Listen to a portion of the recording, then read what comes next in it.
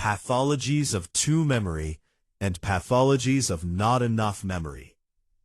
It is from phenomenology on the one hand, then Freudian theory on the other hand, that P. Ricoeur analyzed the psychological processes at work in the constitution of memory pathogens. Given the unwavering link between individual history and collective history. This analysis by P. Ricoeur interests us in our summary reflection on adolescent pathologies in situations of exile. 1. Sketch of a semiology. On a clinical level, the pathologies of too much memory consist of dwelling on past prejudices, and this too much would be the sign of a failure of repression. On the other hand, strong and not enough memory would be the symptom of forgetting the emotional traces of the past, which translates as the pathogenic endless, the result of a resistance to remembering the traumatic event of the past. This observation would be verified, for example, through the pathogenic conflict which characterizes Bernard's psychological disorders, whose family's migratory history will be the subject of our reflection in the following chapter. Consequently, reading Freud through the thought of P. Ricoeur allows us to formulate the following hypothesis. In the pathologies of too much memory, the patient would suffer from too much of the return of the repressed and the hollowness of the lost sense of self, while not enough memory, according to P. Ricoeur, prevents awareness of the traumatic event through substitution figures. But in both cases, it is strong, the repetition compulsion, which constitutes the main symptom of the pathology in the individual. The family, cradle of individual and collective memory. Observation of the symptoms linked to too much memory and not enough memory allows us to formulate the hypothesis according to which there is no ideal family where the subject's desire would be completely satisfied, as there is no culture or society tailor-made to meet all the expectations of the citizen. Of course, we are asking here the question of the link between individual psychology and collective psychology on a theoretical and clinical level. Indeed, collective memory plays a major role in the development of the subject within the family, as we have already seen. According to P. Ricoeur, it is after the fact that we can connect the various phases of our lives to national events. But, at the beginning, a certain violence from outside is exerted on the memory. The discovery of what will be called historical memory consists of a true acculturation to exteriority. This acculturation is that of a progressive familiarization with the unfamiliar, with the disturbing strangeness of the historical past. This familiarization consists of an initiatory journey through the concentric circles that constitute the family nucleus, the camaraderie, the friendships, the social relations of the parents, and, more than anything, the discovery of the historical past through the memory of the ancestors. Through ancestral memory passes the discovery of the historical past through the memory of ancestors. Through ancestral memory passes the discovery of the historical past through the memory of ancestors. Through ancestral memory passes the discovery of the historical past through the memory of ancestors. Through ancestral memory passes the discovery of the historical past through the memory of ancestors. Through ancestral memory passes the confused rumor, which is like the swirl of history. To the extent that the elders of the family lose interest in the events, they interest the following generations in what was the setting of their own childhood. From a clinical point of view, it is the process of this intergenerational transmission that interests us. Indeed, in the case where this process follows its normal course, the integration of history into an expanded individual and collective memory contributes to becoming a subject. Hence, the dual belonging of subjective identity, singularity on the one hand, and social subject on the other. Thus, the enigma character which obscures the stories of the distant past diminishes at the same time as the gaps in our own memories are filled and their obscurity dissipates.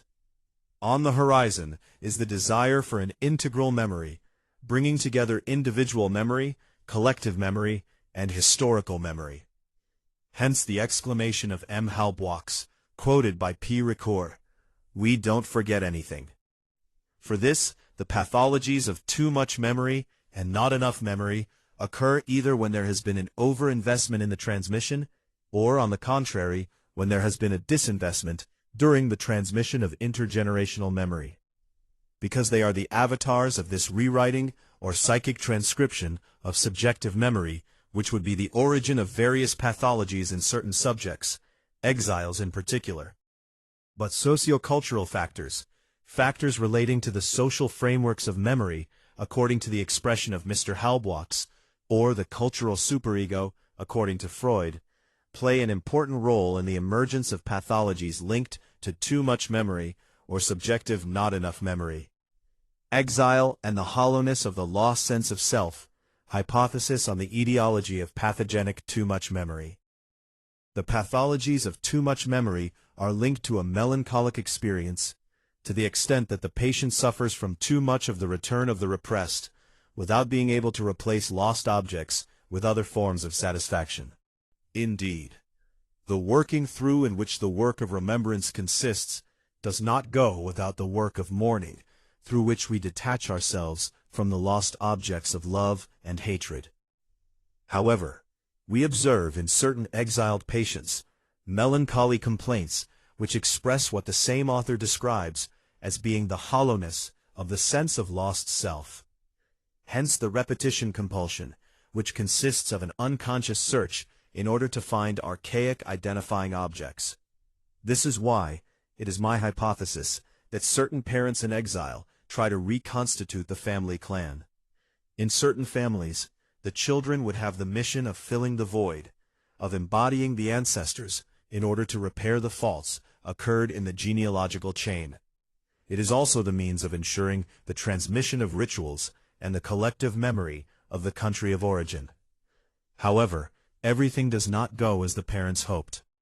The parental figure plays a primordial role in the process of subjectification of the child, more particularly among children born in exile, due to the fact that the family circle is restricted. For generations in situations of exile, the emergence of pathologies in certain children may be linked to the difficulty of parents in repressing their own traumatic childhood memories, the latter being awakened by painful experiences of the exile journey. In other cases, it is the difficulty of parents to tell their children, in a healthy way, the memory of their origins without a priori. Thus, the violence among certain young people from immigrant backgrounds would much more express a quest for meaning, where certain observers could make the diagnosis of a new pathological structure. This also complicates the clinical assessment when we receive for the first time a request for care whose beneficiary is a young person in a situation of exile. However, certain symptoms allow the pathology to be located in the family history. This is why clinical family interviews are important to determine the conflict generating the symptom in this or that subject. Because the abuse of memory and/or not enough memory, as we have seen, are major factors at the origin of various pathologies among exiled subjects. However, even if the etiology of these same pathologies is linked to the particular situations of exile, they are not new with regard to their semiology. Young, native people can also develop the same symptoms as those observable in some exiled teenagers. Hence the interest in focusing on the family history of the exiled patient. This will make it possible to identify what is specific to migratory trauma in the manifestation of symptoms. Forgetting as an etiology of not enough memory pathologies. If the too much memory in exile aims to cling to the immutable everything of ancestral culture in order to overcome the hollowness of the sense of lost self, the compulsion to repeat due to not enough memory would rather constitute a quest for meaning. The subject tries to find what was forgotten or rejected during intergenerational transmission through objects, figures, or substitute behaviors. Referring to Freud in his texts Rememoration, Repetition, Working Through, and Mourning and Melancholy, Paul Ricoeur underlines that prevented memory is a forgetful memory. Thus the author recalls Freud's remark, "The patient repeats instead of remembering." In this perspective, as we have already mentioned, forgetting is itself called work, to the extent that it is the work of the compulsion to repeat, which prevents awareness of the traumatic event. Paul Ricoeur specifies, "The first lesson of psychoanalysis here is that the trauma remains even when it is inaccessible, unavailable. In its place arise phenomena of substitutions, symptoms, which mask the return of the repressed. Unlike certain exiled parents who suffer from too much of the return of the repressed and the hollowness of the sense of lost self, because they have lost real objects known in the past, certain children born in exile suffer from the fact of having inherited nothing from the identifying figures in the genealogical chain. Thus, some completely reject the culture of the host country, and, incapable of reconstituting the mythical past to which they are nevertheless attached, they find themselves doomed to identity wandering, risky behavior, organization of bands which act as archaic tribes, without forgetting the feeling of omnipotence within anonymous groups. Without forgetting the feeling of omnipotence within anonymous groups. Without forgetting the feeling of omnipotence within anonymous groups. 1. SEBUNUMA D. The compulsion to repeat in collective violence. Doctoral thesis, defended on February 25, 2011, at the University of Paris Diderot, Paris 7. Published at the University of Lille3, Atelier National de Reproduction des thesis, 2012. Then at Éditions Umusozo, Paris, 2013. 2. Ricoeur P. Memory, History, Forgetting. SOE, Paris, 2000, pp 67-112. 3. Ibid, p. 578. 4. Ibid, p. 576. 5. Ibid, pp. 512-515. 6. Ibid. 7. Ibid, pp. 575-576. 8. Freud S. The text Remembrance, Repetition, and Working Through, in La Technique Psychoanalytique, PUF, Paris, 1953, pp. 105-115. 9. Freud S. 1915, text Mourning and Melancholy, in Metapsychologie, Gallimard, Paris, 1968, pp. 145-171. 10. Ricoeur P. Memory, History, Forgetting, Op. Cit., pp. 575. 11. Ibid.